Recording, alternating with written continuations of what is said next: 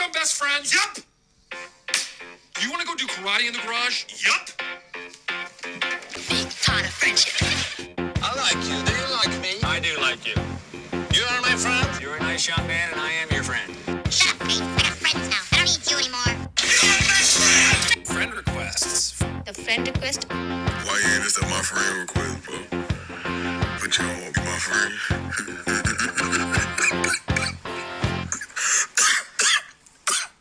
Welcome to the friend request. It's me, your host, Chloe Madron. How's everyone doing? How's everyone holding up in the world out there right now? For no reason in particular. We'll talk about it in the episode. It's fine, whatever. It's great to see you. It's great to be back. I have a wonderful episode for you today, guys. I also wanted to let you know that you can sign up to my Patreon for only $5. I just put out a bonus episode last week.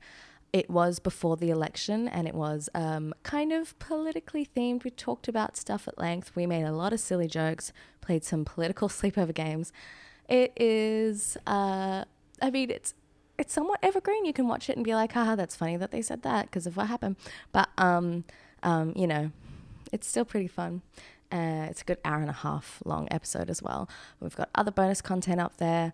Go check it out. It's just Patreon at the friend request. You can look it up or the link will be in the show notes. It's only $5 a month, so super, super cheap. And I absolutely adore the Patreon subscribers. I thank you all so much for your support on the show. It means the world to me. Anyone else who's wanting to support the show but doesn't have a spare $5 a month, I actually fully get it.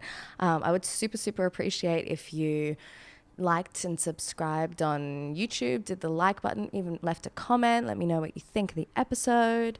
On any episode, you could rate and review on Apple or Spotify, or even just tell a friend about the podcast. Have a look around in your life and think, who would love to hear a couple of comedians chatting about friendship? I mean, I think most people. Let them know. Get them on board. Add them to the requesties, That's what... Send the friend request.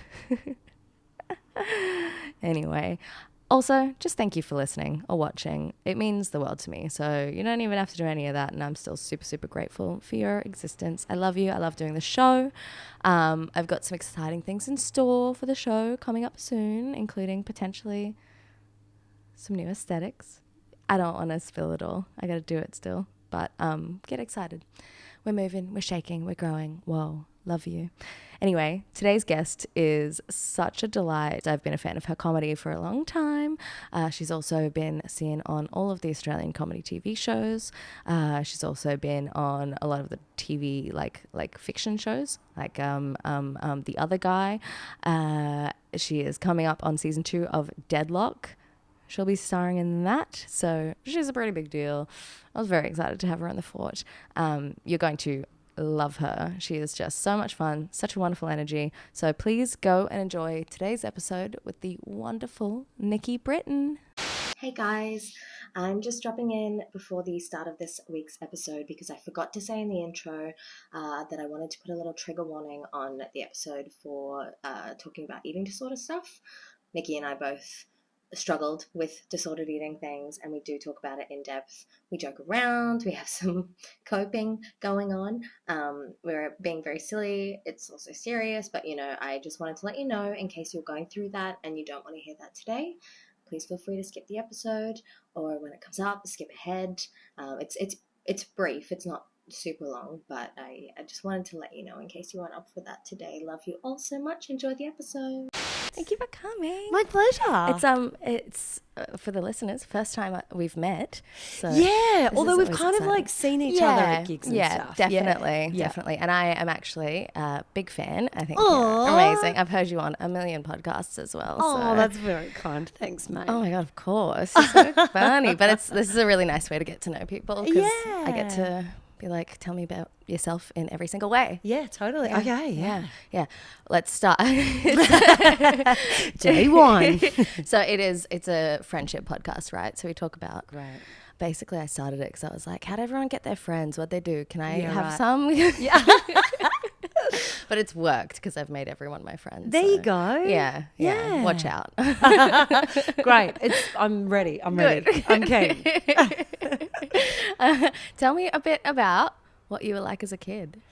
As a kid, I mean, I think that I was always pretty like creative. Yeah. Although I was also a very big nerd and Yeah. like love maths, love science.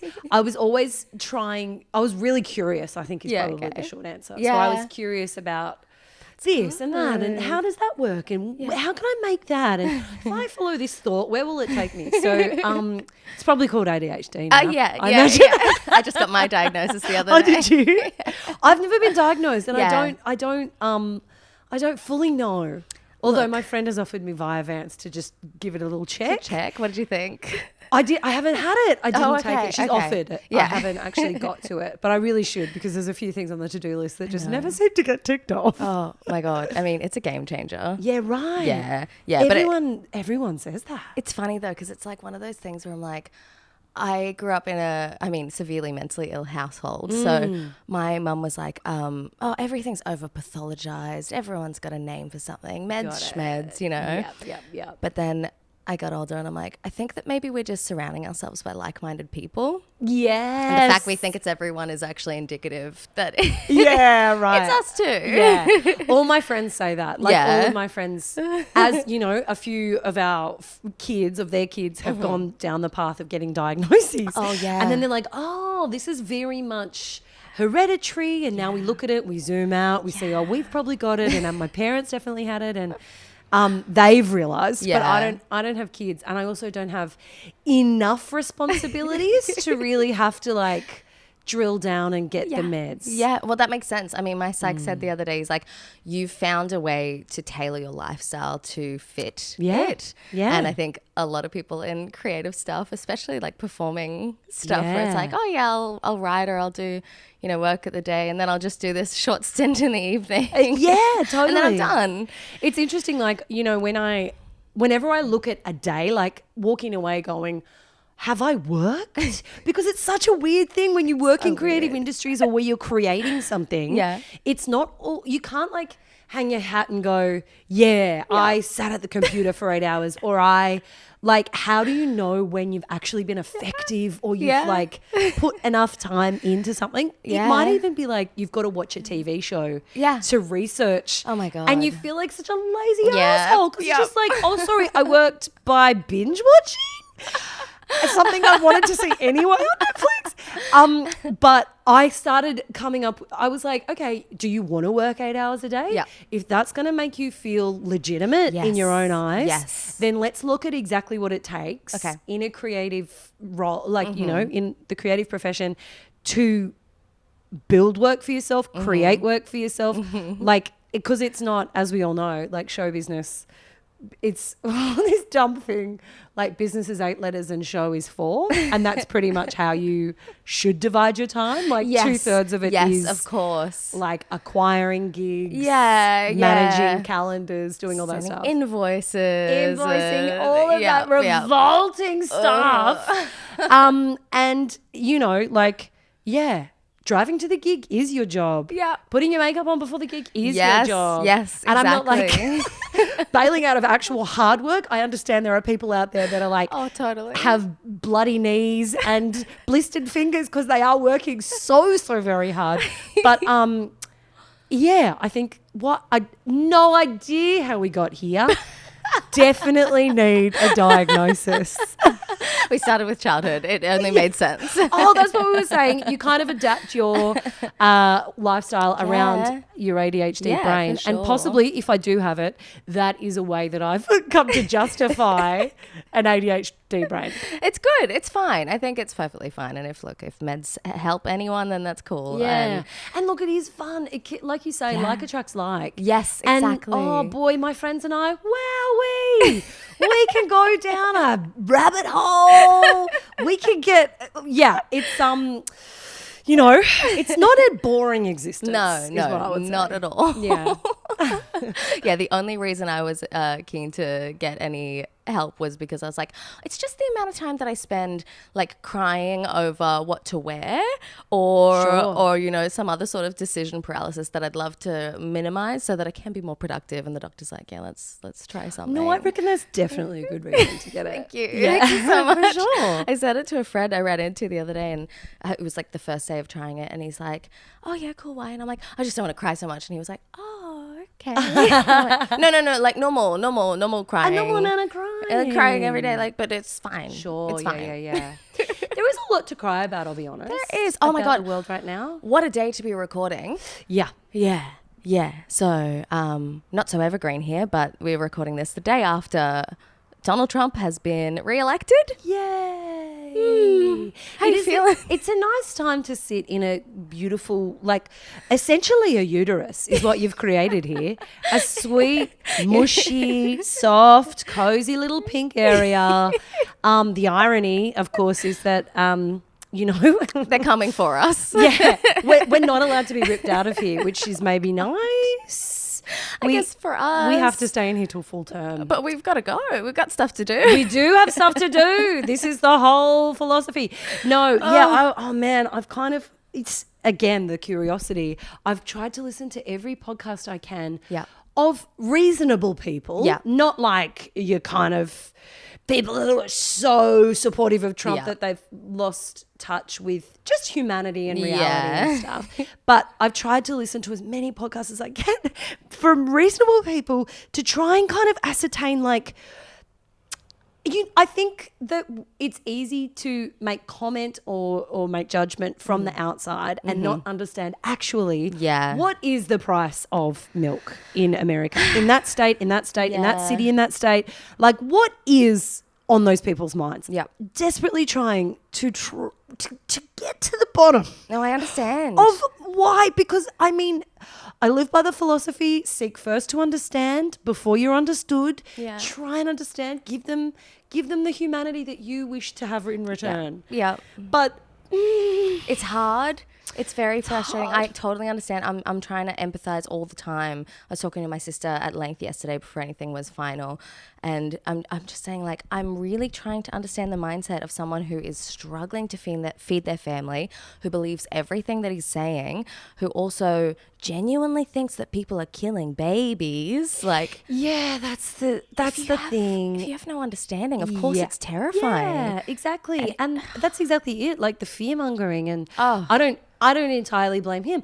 I blame Richard Ailes, who came up with the 24-hour news cycle and put that through the Rupert Murdoch media and fed us all of this fear and terror and constant, you know, like, how do you not have ADHD? Honestly. In 2024, how are we not all crying and terrified? And we are.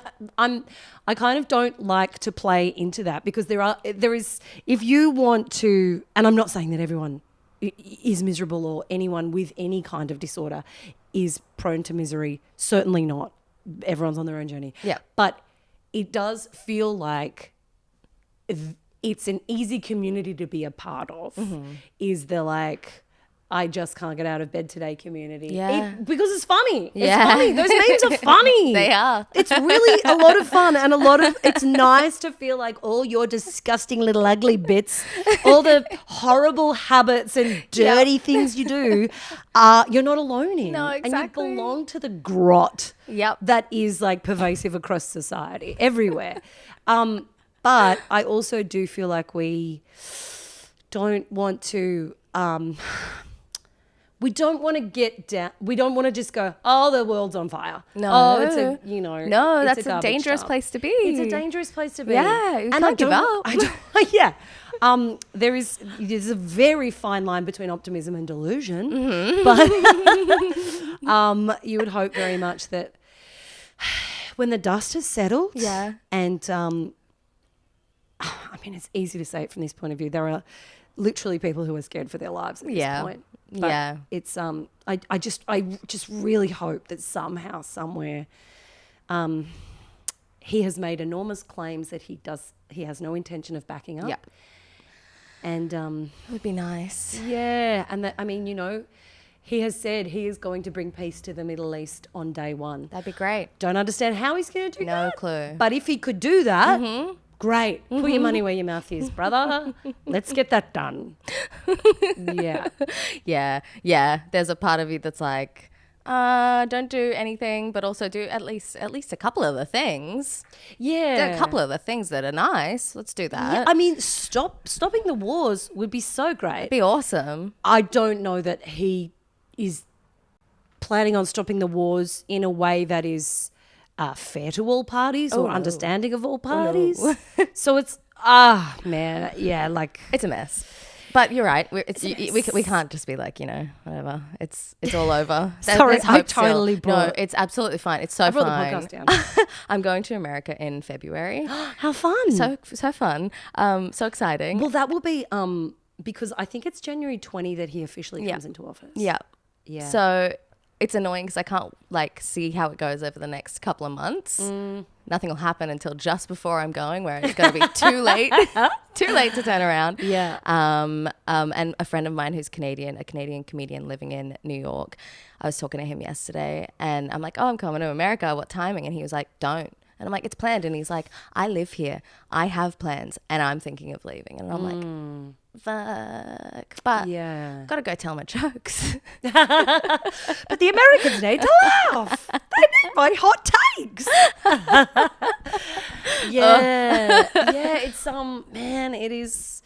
What a spicy little situation. Yep. Sometimes you're grateful for the insular little island that we live on down at the bottom of the earth. Oh, we're lucky. We're so lucky. I mean, it makes for sometimes a miserable industry for what we do. And not an enormous reach, but then 1,000 comedians for 2 comedy clubs. Yeah, all of that kind of caper. But it is, look, who's to say that our political choices are any better? We'll know about that in 100 years, I guess. But anyway, back to the important stuff. We got down there again. Oh my god, I blame myself. No, Joe. No. It's a joint effort. Okay, so you're very curious. You're questioning everything. As a kid, were you odd? Did people perceive you? I think I was definitely I was definitely an odd kid. Yeah. I was like a very anxious kid. Yeah. I mean, it's so boring, and I've mentioned it on a podcast before, but my sister was chronically ill when I was growing up. Yeah. Wow. So there was kind of lots of, I would say it was like a partly unsettled childhood in that I was like staying with different members of the family at different points, and there was like, sirens and ambulances and stuff in the middle of the night fairly frequently. Enough certainly to be kind of embedded in my memory. Yeah. So I was a real, and it was very don't do that, you'll make Carly sick, or don't do this, So there was like I was definitely a weird kid because I was riddled with anxiety that at any given point my behavior may impact my sister's life. Fuck. And that'll give you OCD as well. Yeah. Luckily I've avoided that one, which is nice. But I mean, it's no boo-hoo. Like, everybody's got their quirks and issues and stuff in childhood. Totally. But I think it definitely made me anxious, and that manifested as I was a pants wetter, and I was found it very hard to make friends and stuff. Yeah, okay. Interesting. And, would just like, it was a bit of a loner, really. Yeah. Because kids don't, kids don't understand. Nope. Your sister was taken in a hospital last night, so you're anxious, so you smell of urine because you have pissed your literal pants. They don't care for the backstory. No. They're just like, you smell like piss. And that's also fair. I get it. Their frontal lobe hasn't fully. You're like, you are right. Yeah, exactly. I can't deny that. I'm absolutely dribbling in piss. Yes. So, ironically, one of the people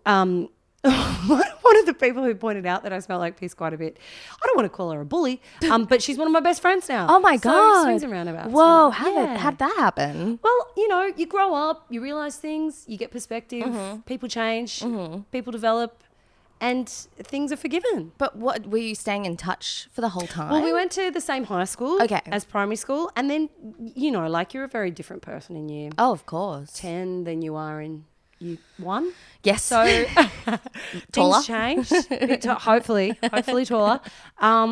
Yeah. So that was primary school, me. Damn. It was fine. Like I had friends by like year 2 or 3, I think. Yeah. And again, still friends now with those people. Oh, Yeah. that's which is nice. cute. Did you grow up in Sydney?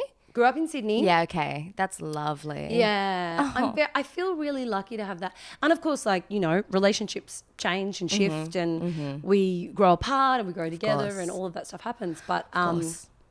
it's pretty special to still have those people. Oh, totally. I have Yeah. one friend from primary school who's like my oldest best friend who's here with his girlfriend recently for dinner. And Cute. I'm always so grateful because it's just someone who knows the core of you so well. Totally. It's so lovely. Yeah. And just- knows your family and knows Yeah. those dynamics and has just Yeah. kind of seen you through it all. Yeah, you could tell them any story about anyone in your family and they're like, oh my God, Yeah, I can't exactly. believe it. Totally. It's so fun. I actually went to a funeral yesterday of one of, it sounds strange, but a high school teacher of mine. Okay. Who was, you don't stay in touch with your high school teachers, and you also don't necessarily, you know, even though they were significant parts of your childhood, you don't necessarily go to their funerals. But this man was exceptional. Oh. He was an art teacher, but he ran, did you ever do Rocker Stedford?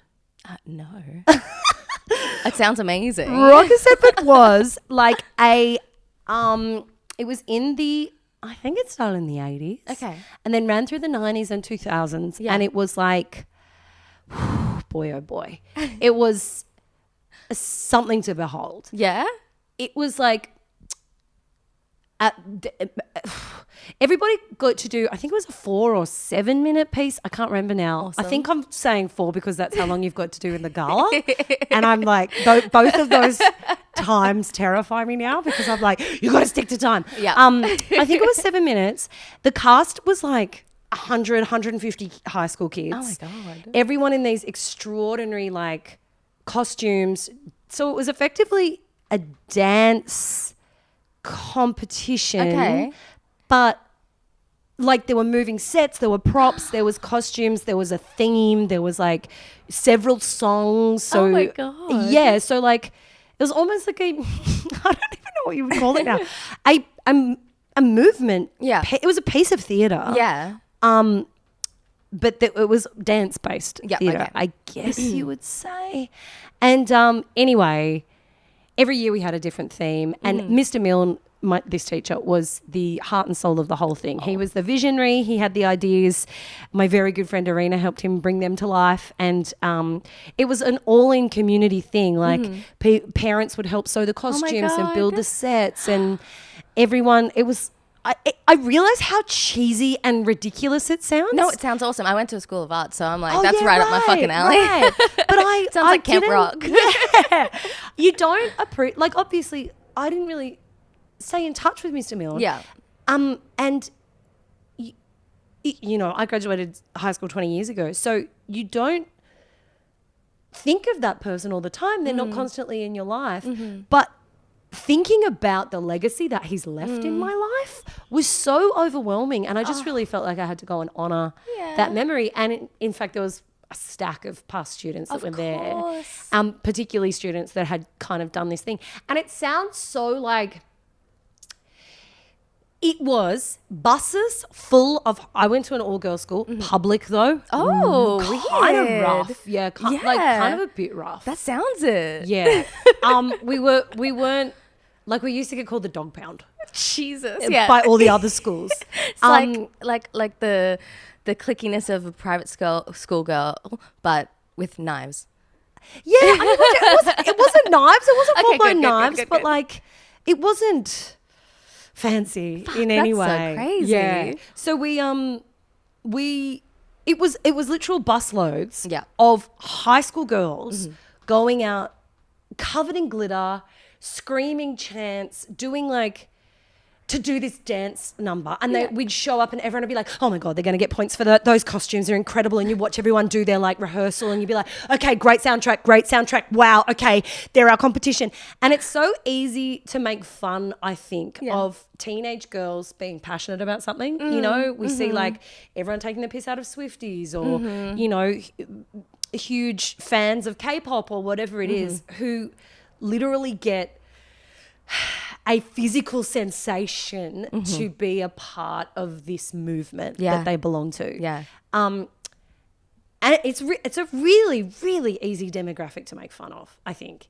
And even in my comedic head, I look back on myself and go, oh my God, I would get so giddy and obsessed and overwhelmed with what was effectively 7 minutes on a stage once a year.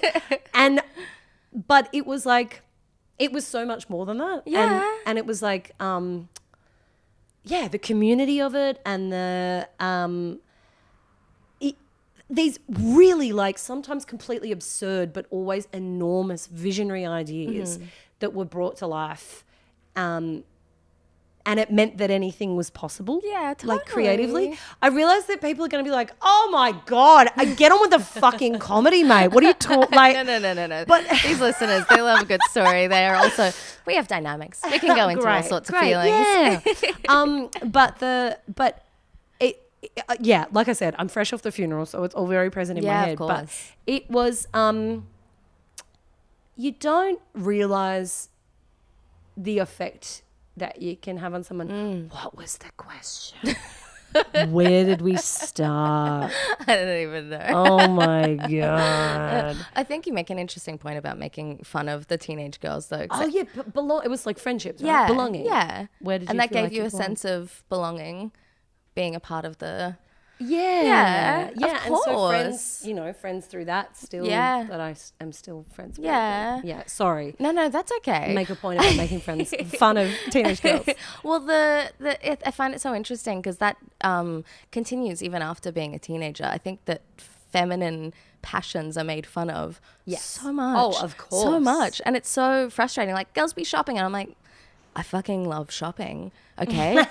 I'm sorry. Or maybe girls be propping up the economy. Maybe that's a different way to look at it. Yeah, exactly. Exactly. And Interesting. maybe girls are like a fucking beautiful. Okay, crazy. Yeah, totally. Like the Taylor Swift thing. It just feels so dehumanizing the way that some people will make fun of someone for having an emotional connection to a piece of art that is deep.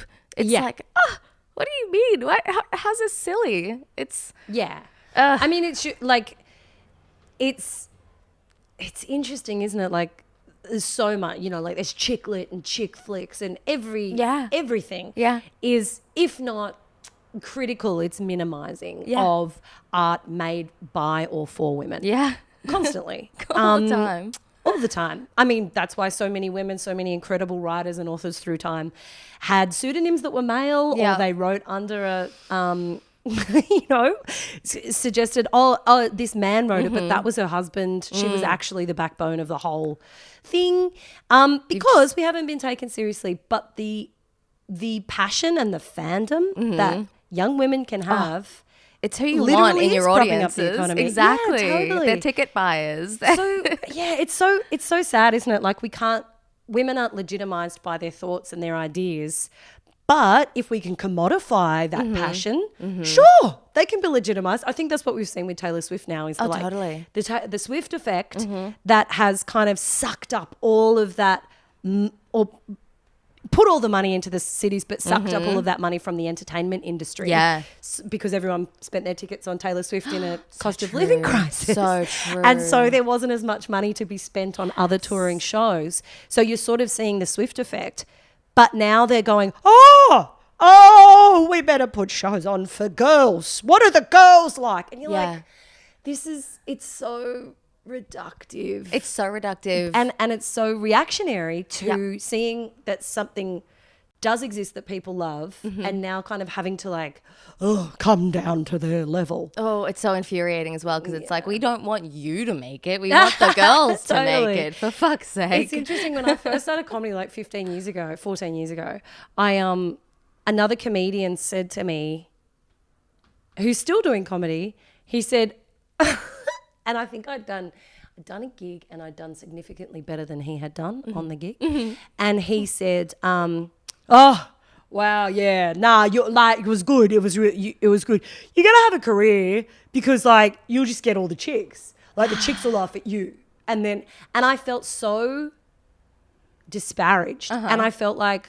oh my God, I don't want women. Oh no, of course. Like I want everyone. No, I know, but I know exactly what you mean. That feeling. I don't want to be the chick comedian for chicks. Completely. I want to appeal to everybody. Completely. Obviously, in retrospect, yeah, sure, you want to appeal to everybody, but that's such an incredible market, and it really is a market that I'm interested in making those people's lives more enjoyable. Oh, absolutely. And more fun. And it was the tone with which he said it also made me go, oh, this is something I should be deeply ashamed of. And for so long I kind of pushed against that. And now I'm like, oh, get fucked. It's fucked. But I completely understand the instinct. I remember someone saying to me like, oh, that was funny. You joke like a guy. And I was like, because I was brand new, and I was like, oh, okay, good. That's good, because I don't want anyone to think that I made a rule where I couldn't write about sex for like a year because I was so worried about people being like, well, female comedians only talk about sex. Yeah, right. And it's so stupid because even when I was doing that, people would still say it. Yeah. I do a joke about, I have endometriosis, so I talk about that, and they're like, sex. And I'm like, that's what? Not sex. I know. I made the same rule for myself. It probably shows our generational gap, but I made a rule that I wouldn't talk about periods because female comedians always talk about periods. Yeah. And I never, ever. Still. Not because they're not hilarious, but just because like whatever, things haven't gone in that direction. No, of course. With whatever story I was telling or whatever joke I was cracking. But no shade to anyone who's ever done it. And I very much hope, I come up with some wonderful period joke at some point. Yeah, totally. Because what's the fucking point? If you're not trying to make light of this existence that we're all a part of, and at some point like unifying people in a moment of levity, what's the fucking point? Totally. If half the people out there are bleeding through their vag once a month, make a joke about it. Get us through. It's so common. We're all doing it. Comfort me. When I'm lying there with my hot water bottle and my ibuprofen, I can at least go, oh yeah, totally. I love a good period comedian joke. who told me the funny thing. Like, great. Let's do it. I had my first solo show at the start of this year. And thank you. You've birthed the baby. It was very exciting. And now I love the baby and I don't want another one. I just want to keep having that baby. That'd be easy. That is fair. It's so true. No. I've got 9 babies. Oh my God, congratulations. Oh God, I'm tired. You can hand them over. You don't have to wait for them to be 18. Yeah, thank God. Yeah, you can hand them over pretty quick. I found, because I was doing a show about disordered eating. Yeah. And because I have I did a YouTube thing and I got this audience online, and a lot of people have this misconception that it's because I'm a girl and guys think I'm hot and it's all boys, basically. A lot of the male comedians were like, oh, so what was the turnout like for your shows? Just all blokes and like a couple of creeps and weirdos? And I was like, no. I'm actually so fucking proud to say it was filled with girls, filled with girlies coming up to me afterwards being like, I have struggled with disordered eating and that was really nice to laugh about. And oh my God. Yeah. I'm like, oh, this is all I want now. And to a point that's probably problematic, I'm like, let's only have the girls. Yeah. They're the best. I love that. It's so nice. They're the best. Yeah. It is. It's Again, it's so interesting to see generationally like I started 14 years ago. It's not like enormous, but to see how things have changed and what people are exactly that. I think like that the feminine energy now is something that has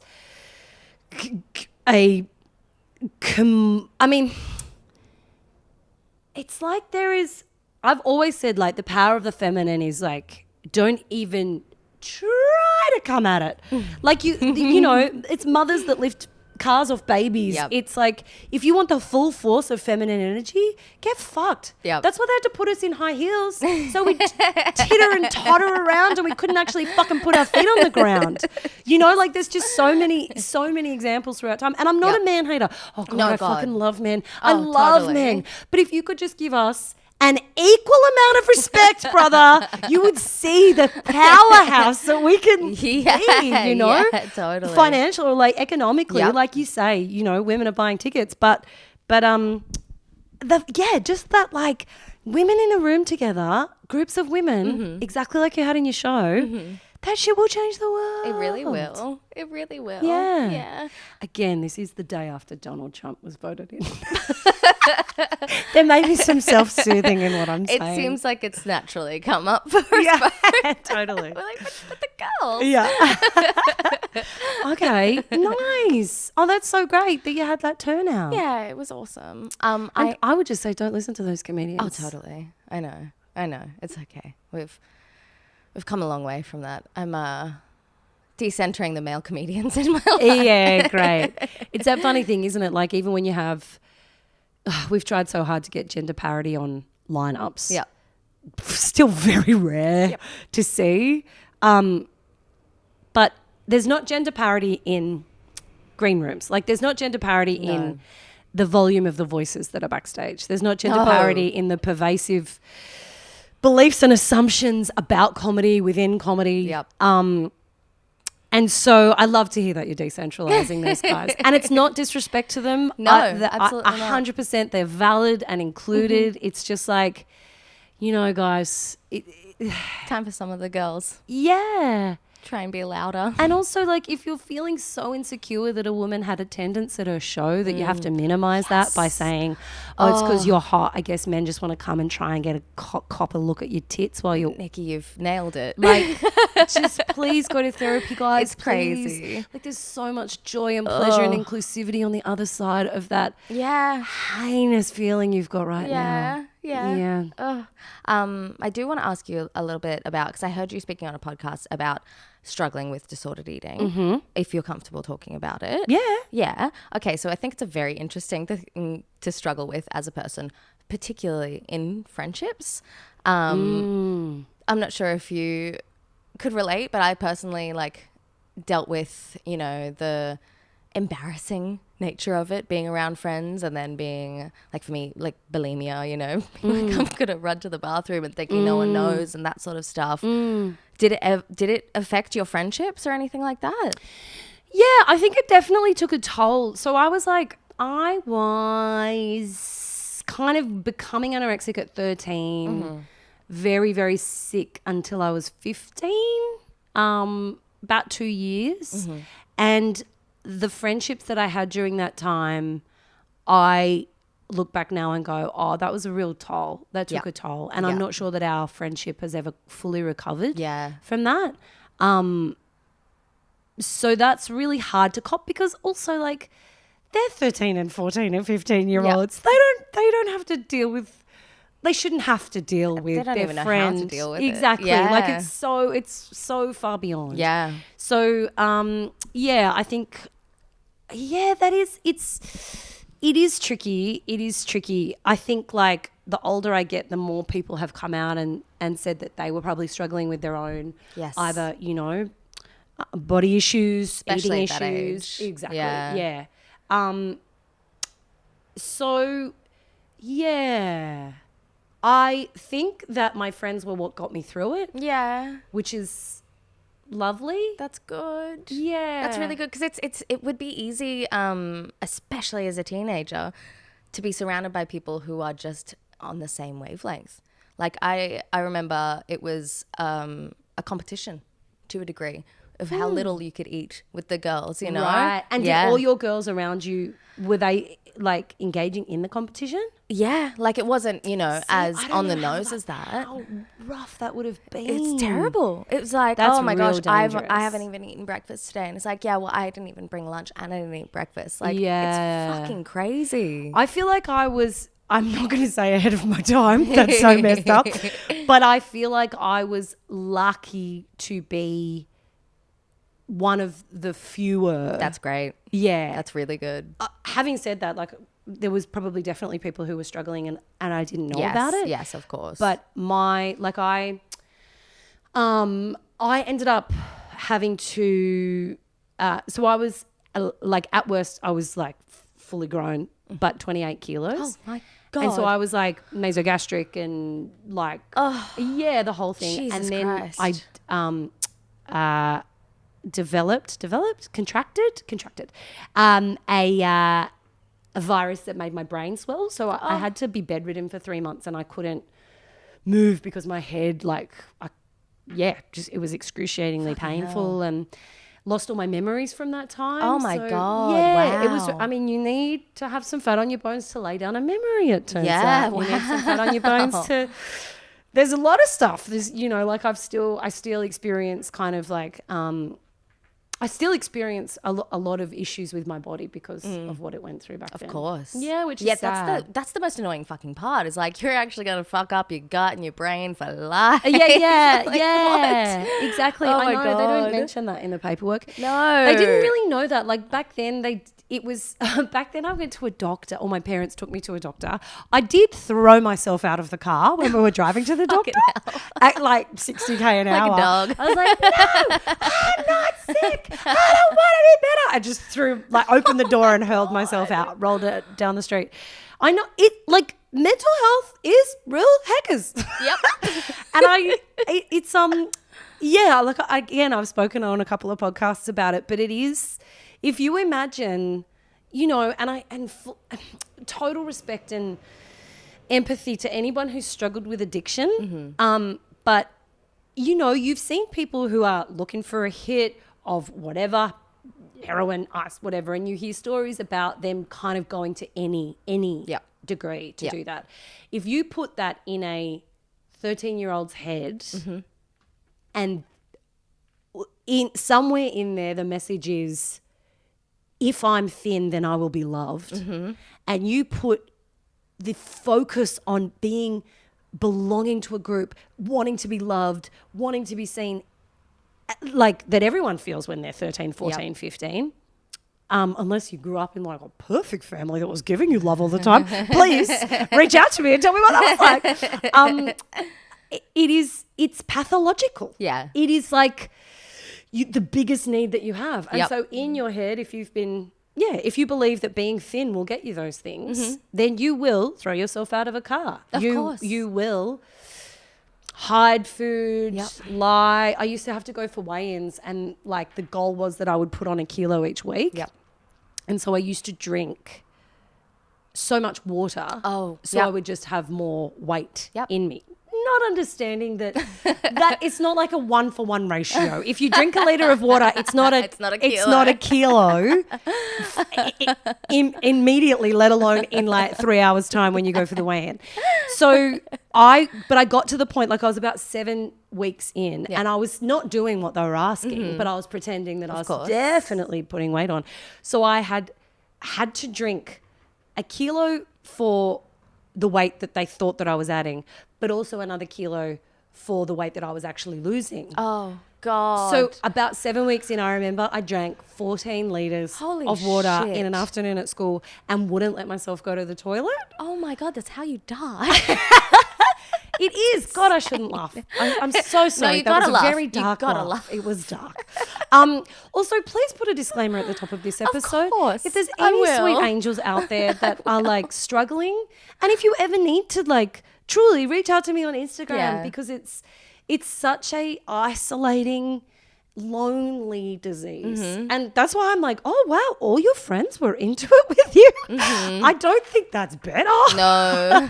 Because that kind of like leads to all this other stuff. But I think I was very lucky that I was surrounded by a bunch of people who weren't, it wasn't all pervasive just yet. That's great. And if it was, I was the only one in hospital, so Yeah, I you won. won. I'm joking.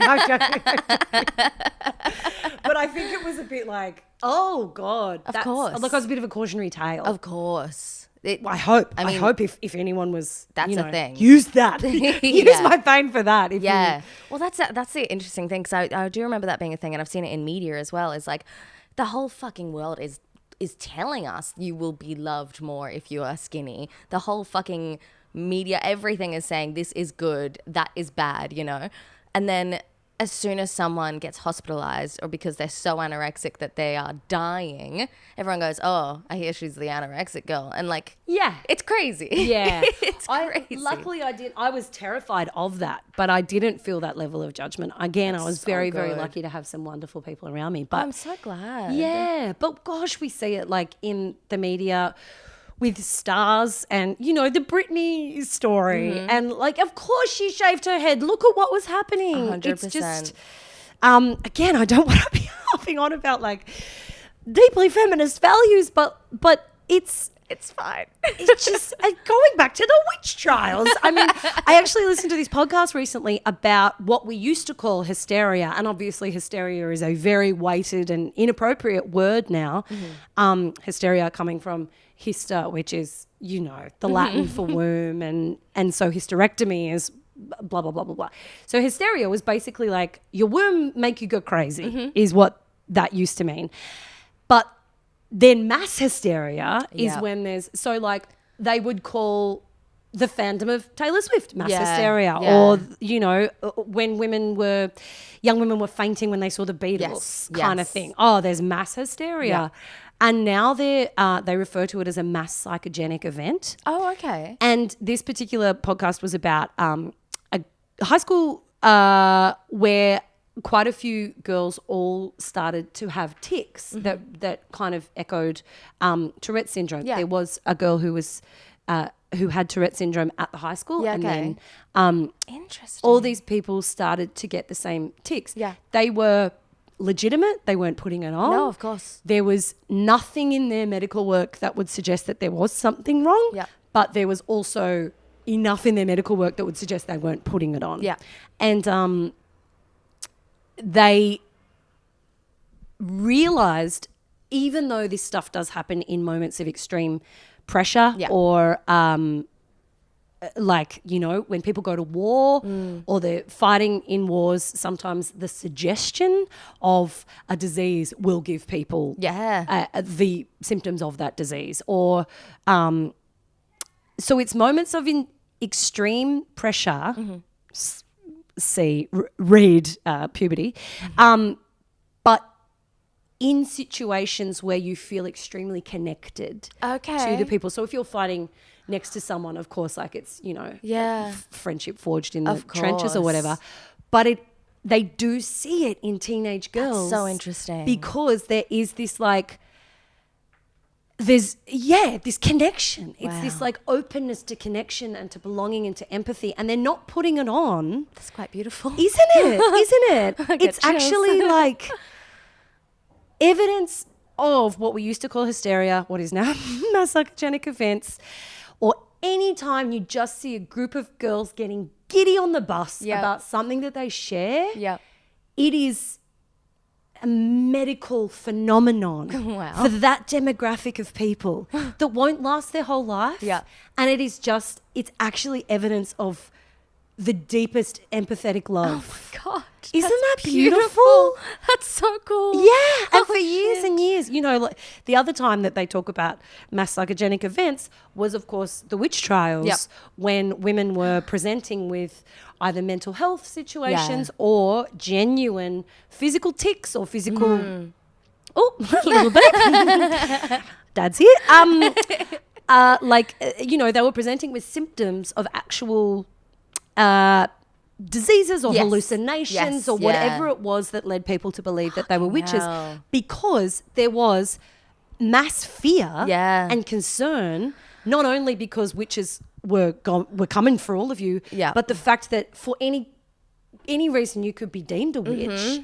And then obviously, as we know, the proof of that is either, do we do some heinous thing to you and you die? Because if you die, you're not a witch. Whoops, you're already dead. But yeah, at that moment in history, those women were experiencing what would have been called hysteria. Yeah. Because they were constantly under threat of dying and being killed. So they were hallucinating and looked like they were putting in a curse on a goat and fucking flying in the middle of the night because they were, they were ticking. They were freaking out. Yeah, they were having wow, neurological symptoms that echoed what people would think was terrifying because they were terrified. Yeah. Jesus Christ. I went to a Tourette's camp. My ex has Tourette's. Oh, yeah. And was like an ambassador. So I went to this camp, mostly kids, teenagers. And it was so interesting because everyone's tics were heightened. Yes. Because they're all around each other. Yeah. And I guess I didn't really know it in this context at that time. It was just like, oh yeah, because that's just what happens. But that makes so much sense because they're comfortable. They're with like-minded and, everyone around them has the same things. Yeah, like ticking away. Yeah. It's really cute. Yeah, they It's do really say that. beautiful. Have you ever seen that clip? Like, to bring it right back, laughter is a mass psychogenic Oh, of course. event. So when we're telling a joke and there's people who get on board. We've all been in crowds where you go, wow, they're dead tonight or whatever. Yeah. And I will often go into a crowd if it's particularly dead, if you see the first few acts and you're like, oh, okay. And I'll go out and just plant myself in the audience and I won't over laugh. But if there is a joke to be laughed at, I will laugh. Yeah. And you'll start to notice that there's like an increase in the laughter around the room. And it is that like, whether someone laughing next to you gives you permission to laugh, or there is some science that we haven't worked out yet. There is the little molecules in you are affecting the little molecules in me and tickling my funny bone. Awesome. Whatever it is, it's gathering groups of people together and creating a situation where people laugh is a mass psychogenic event. That makes sense. Yeah. Do you think it would be the same for when it's dead? Like, is the everyone pulling back kind of a mass psychogenic effect as well? Oh, I don't think that is as much because there's not like a reaction, really. Yeah. Yes. There's not an actual kind of visceral, I don't know, like outward reaction to it. I think though it's evidence if we look at why those events take place. And again, I'm not a doctor, I'm not a sociologist, I'm not a scientist. This is just a bunch of like podcasts I've listened to and some kind of real world experience. Yeah. But I think when you've got an audience that aren't laughing, they're probably, for whatever reason, they've had a bad day at the office or they're there with a first date or they don't want to open up. They don't want, like we said, about young women. Of course. They don't, the connectedness. Connectedness is the magic. Wow. So they don't necessarily want to open up or feel a sense of belonging with these people around them at that moment. You do see it differently when you go to festivals and people know who they're seeing. Yeah. So like there's lineup shows. Yep. Sure, they'll go and not everyone will like every comedian. Yep. But if you go to a festival show where they know who they're seeing and they're all very excited and open to belong in this group of people. You like them, I like them, that means I like you. Yeah. That's crazy. Yeah, and of course still like, some of those audiences are up and down, but of course. It's interesting. It's very, very interesting. You're a pro. I want to get out there in the crowds and get some mass psychogenic effects. Well, it's just like life's short. Why not help people laugh? And I don't, it's obviously a very deep, beyond subconscious. I don't think it's even like a intellectual on any level thing. I think it's like a physical kind of thing that affects us. But like if people just haven't quite worked out that they can laugh or they want to laugh, I'll just sit there and laugh next to them and then they'll start laughing. Yeah. And it's not, I'm not manipulating them. No. It's just like permission. Yep. It's permission to connect. Wow. Blow my mind. And you've also made me think back to America and wonder what mass psychogenic effect's going to take place. Well, yeah, totally. I think that fandom of Trump is kind of up there. Yeah. With not all of it, not completely, and there's plenty of people who are making informed choices that Of are course. voting for him. But I think that frenzy Yeah. energy that you see, I mean, you see it Fandom on in both general, sides, right? Yeah. Like, Oh, of course. Yeah. That's why I wonder, because I was talking to a friend who's in New York, a different friend who's in New York, and he went to a show to watch the election results come in, and he's just like, the vibe is off, and I'm like, just generally, and he's like, yeah, just walking around, the vibe is really fucked, and I'm like, Yeah. that's not good. Yeah. And it's just gonna worsen with everyone's vibe being off. I feel like a couple people got to be like, hey, everything's okay. Totally. You got to put the plant in the audience. Yeah. Let them start laughing. Fucking hell. It's all vibe. It's all vibe. It's all vibe. Yeah. All right, we got some sleepover games to get into before Oh my you gosh. get out of here. Let's do it. Let's do it. Beautiful. I'm so. Was this where we were supposed to go with this? This is perfect. Okay. Perfect. What are you I talking just about? really went off on a tangent. No, that's it's a I haven't talked about my What are you friends enough. talking- Well, I think that the connectedness of the mass population There is you pretty go. fucking included. Yeah, there you go. That's why I Okay. chose a very broad topic for the podcast. I'll bring it all back. Love that. Love that. And we always end with sleepover games, so that's Great. you know. That's, Perfect. That's friendly. I'm also so sweaty. It is I'm so warm in sorry. this It's warm uterus. today. No, that's fine. It is like sorry. 32 out there. It's hot. So I yeah. won't hold it against myself. No, I should have brought the fan out. I No, apologize. it's all good, mate. No. Just if I people like are sweat. watching. I think it's hot. It's like so dewy. sorry. Dewy. Yeah, we're dewy. We're so hydrated. All right. Starting with Would You Rather. Yes. I have a hair in my mouth. Now, you're quite a great storyteller. Oh, thank you're, you. You're very, I think, what's the word you'd say? As a comedian, like you tell your stuff, you know? You have great stories that people can connect with. Would you rather have to be a comedian who only does meaningless one-liners or only roasts? Oh, I thought you were going to say only stories. No. Oh my God, these are the two worst. These are my biggest nightmares. That's why I chose. I hate these. I've done some research. I absolutely hate roasts. They sucks. make me physically nauseous. That's awful. I can't be a part of one. I don't want to watch one. I don't want to be anywhere near one. I don't want one done about me. I don't like no. them. No, they're bad. I don't like them. And I have some of the dearest, most beautiful, talented friends who love them and do Yeah. them and engage with them. And Yeah. I'm like, I couldn't. Yeah. Okay. I mean, that's a pretty visceral reaction. Oh God, I hate them So sorry. much. But also one-liners. I know. Oh, I they're know. I mean, I like to watch one-liners. I'm like, Yeah. that is very quippy and interesting. Yeah. But I also want to know more about you. 100%. Could you let me in a little bit more? And so I think, and one-liners are also, can feel exhausting. Yeah. Like one-liners for an hour? Oh my God. I don't think I could watch that show at a festival. A glorious opener for a lineup show. Yes, Oh, absolutely. set the time, baby. Brilliant. And, you know, I take nothing. One-liners are the hardest jokes to write They're tough. as well. Yeah. Like, so I take to nothing crush away. with as well because there's no build. Absolutely, Yep. yeah. Oof.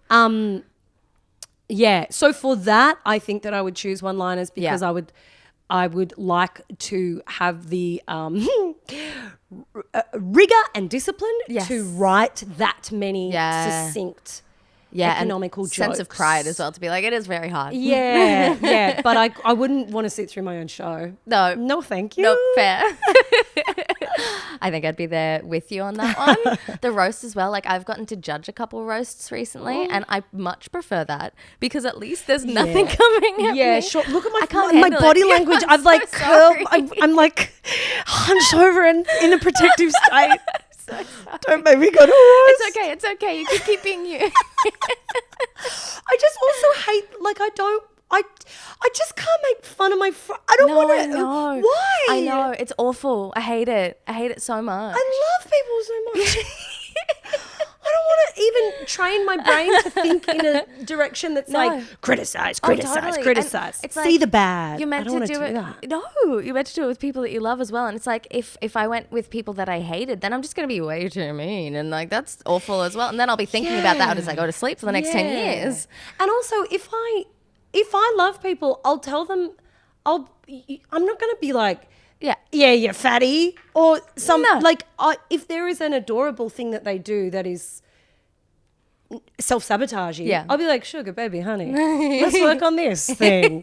And they will either punch me in the face or they will go, oh, hey, yeah, thanks. I'm not going to do that to a room full of strangers who get to go, yeah, they're fucked. It's so no fucked. way. It's also always the most based humor that does the best there. It is like what people look like, their sexual orientation, like their religion. It's just the stupidest. Totally. I mean, fine, Jimmy Carr was a tax evader. There was some funny stuff when he gets roasted for that. Yes, Like that yes. was bad behavior. Yes. I would love to do a roast of Donald Trump. Oh, exactly. Because That'd you'd just be fun. like, permission to say. almost be too easy. Yeah. Like, Yeah.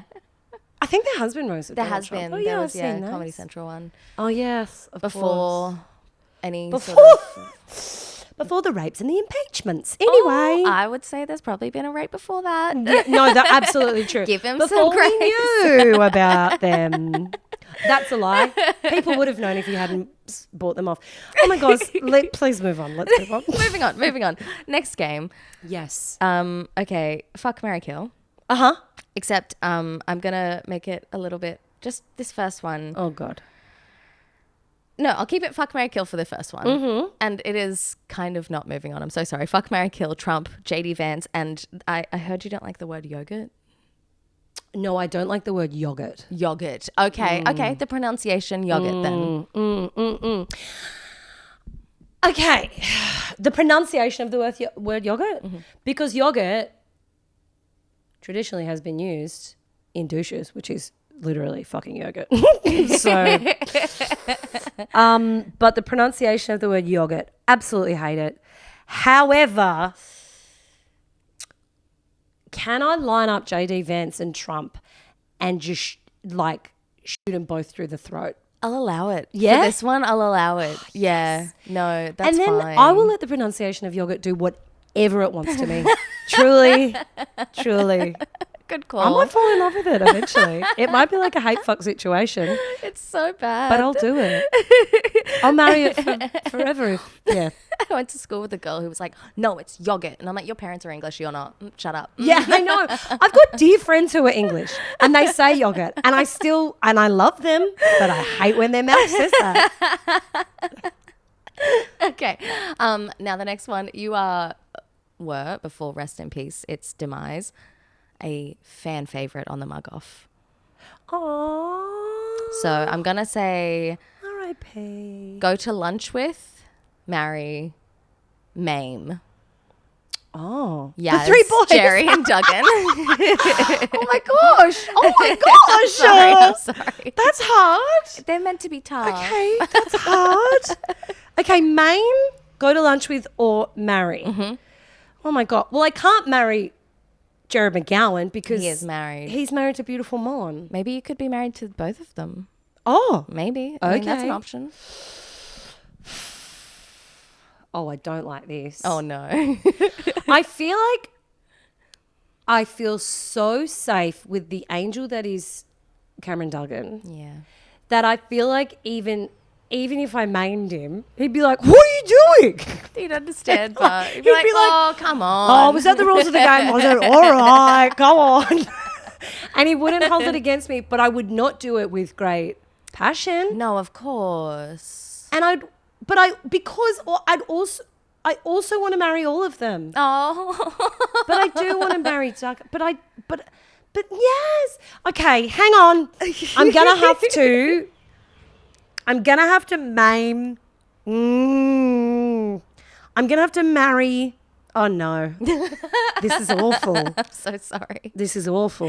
I'm gonna have to go to lunch with Yaz. Okay. I'm gonna have to marry Mon and Jared. Okay. And I'm gonna have to playfully maim Duggan, but request his forgiveness so hard course. that I then divorce Jared and Mon and actually spend the rest of my years with Oh, Duggan. that's a great answer. Yeah. I think he'd be fine with that. I hope so. I think he would willingly. You could make it small as well, like chop an earlobe off or something, you know? Yeah, he'd actually it'd add to his edge. Yeah. He'd probably like It's a it. beneficial mate. Yeah. Okay. Now I feel bad to Yes because I'm not marrying Yes. It's the only one I'm not marrying. He'll be, maybe, I don't know. You're not off the table, Yes. Hey, lunch is nice. Yeah, it's a lovely lunch. Okay, last game.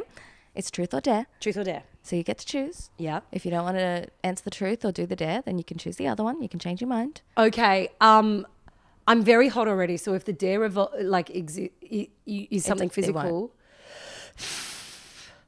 now I'm scared. I'm so sorry. Let's do truth. Truth. Okay. I'm pretty honest. You might not want to do this though because you're so nice. So okay. Who is the last comedy friend that you would do a podcast, like host a podcast with? The last comedy friend I'd host a podcast with. Oh. See? Yeah, I hate this Too as well. sweet. The last friend I do a comedy podcast with, it would not be about who they were or what. It would come down to logistics. Yeah, of course. Like it would come down to like, oh, I love you, sweet one, but you're a fucking Andrew Wolf is the last person I would do a podcast with because I love him. So he genuinely makes me laugh harder than he's the funniest man almost in the any world. other my comedian. God. But Andrew Wolf is the most delightfully disorganized, chaotic man. And he's well aware of it. So this isn't going to hurt his feelings. so like with all the love and respect in the world, it would be like when a balloon like leaves a child's wrist and you just watch it go into the sky and you're like, oh, bye, now it exists up there. That is what I wish for Andrew. I'll just be like, bye, baby, we weren't meant to be in the podcast world together because I couldn't. And you can go follow that balloon if you listen to the Sure Thing podcast because, my God, that balloon is floating away. Yeah. I mean, he's brilliant. He's brilliant. Truly I love brilliant. him so much. Yeah. Great answer, though. Perfect answer. Thank you so much for coming. It was my pleasure. It's been so lovely. Do you want to let everyone know where they can find you?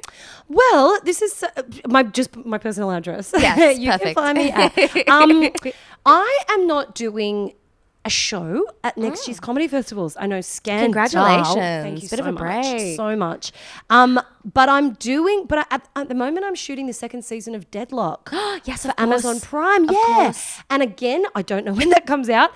Sometime next year though. Yep. So keep an eye out for season 2 of Deadlock on Amazon Prime. So exciting. And I mean, hopefully there'll be. I've got a lot of irons in fires. Yeah, okay. But they're not quite cooked yet. Okay, sweet. I'll come back on and tell you. I'm not allowed to do that, am I? Yeah. It's a single guest. No, come back on. Single I've visit. had return guests all the time. Have you? I love return guests. All right. I'll write a book and a play and do a podcast. And Okay, perfect. then we'll, so like 3 months. We'll 3 weeks maybe. I don't know. I'll pop a few out by Christmas, let's see. Thank you so much for coming. My pleasure. Thank you guys for listening. I love you all. Bye. Yay.